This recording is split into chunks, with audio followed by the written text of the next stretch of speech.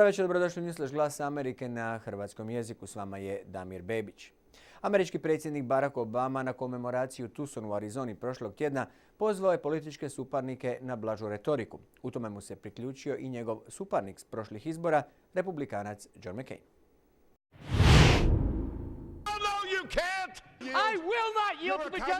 Ovako je nedavno zvučala žestoka retorika u američkom kongresu. Neki se nadaju da bi to uskoro moglo postati prošlost. Republikanac iz Arizone Jeff Flake. Mislim da mi republikanci, ali i demokrati uviđamo da ukoliko ublažimo retoriku, naše će rasprave biti produktivnije. Republikanci su predložili zakon kojim žele poništiti već usvojenu reformu zdravstvenog sektora. U tom dokumentu originalno je stajalo da reforma zdravstvene skrbi, citiramo, ubija radna mjesta.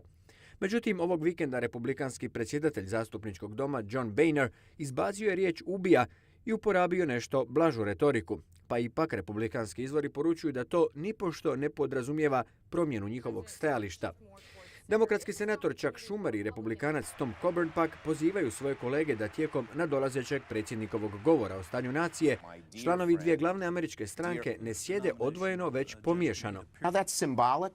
To bi bila simbolična gesta, ali bi možda pomogla u promjeni ozračja. Neki od problema naše zemlje proizlaze iz toga da ne govorimo izravno jedni drugima.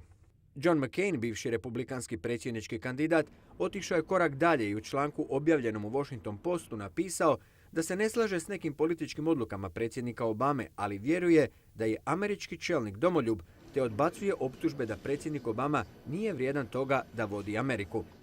No jedna od najistaknutijih republikanaca, Sarah Palin, iznosi drugačije mišljenje.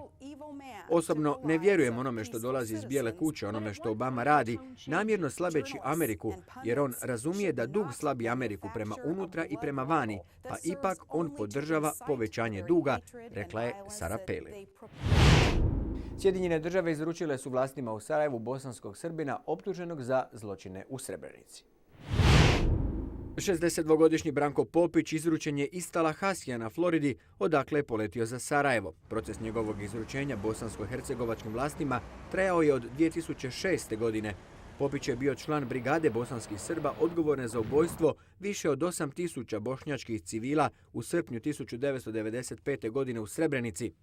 Ovo je još jedan primjer kako američka useljenička služba neće dopustiti da Sjedinjene države postanu utočište za one koji su stigli u našu zemlju kako bi izbjegli optužbe i kaznu za zločine koje su počinili jedni protiv drugih, izjavio je glasnogovornik imigracijske agencije u Majamiju. Naše TV emisije te odabrane priloge možete gledati na YouTube, na web sajtu YouTube, ovdje Washington. U Sjedinjenim državama danas je državni praznik Dan Martina Luthera Kinga. Ovaj praznik obilježava se između ostaloga prisjećanjima na djelo borca za građanska prava američkih crnaca Martina Luthera Kinga, brojnim paradama te volonterskim radom. U jednom takvom projektu u glavnom gradu Washingtonu danas će sudjelovati predsjednik Obama i njegova supruga Michelle. Na dodjeli nagrada Zlatni globus u Los Angelesu film Društvena mreža o povezivanju na internetu putem Facebooka osvojio je glavnu nagradu za najbolje dramsko ostvarenje. Ovom filmu pripala su još 3 Zlatna globusa za najboljeg redatelja, najbolji scenarij te glazbu. Glumac Colin Firth pobjedio u kategoriji za najboljeg glavnog glumca u filmu Kraljev govor, a Natalie Portman dobila je Golden Globe kao najbolja glavna glumica za ulogu balerine u filmu Crni labud. Robertu De Niru dodijeljena je nagrada za životno djelo Cecil B. DeMille. U kategoriji za najbolju TV seriju pobjedila je serija Glee. Golden Globe za najbolju glumicu u kategoriji komedije ili muzikla osvojila je Annette Bening za ulogu u filmu The Kids Are All Right, a u kategoriji drame Melissa Leo, dok je Christianu Baleu pripala nagrada za najboljeg sporednog glumca za film The Fighter. Nagrade Zlatni globus dodjeljuje udruga stranih izvjestitelja iz Hollywooda, a ove se nagrade smatraju svojevrsnim uvodom u nagrade Oscar. Nominacije za Oscara inače bit će objavljene 25. ovog mjeseca. To je bilo sve za večeras iz Washingtona. Hvala na pozornosti i ugodan ostatak večeri. Doviđenja.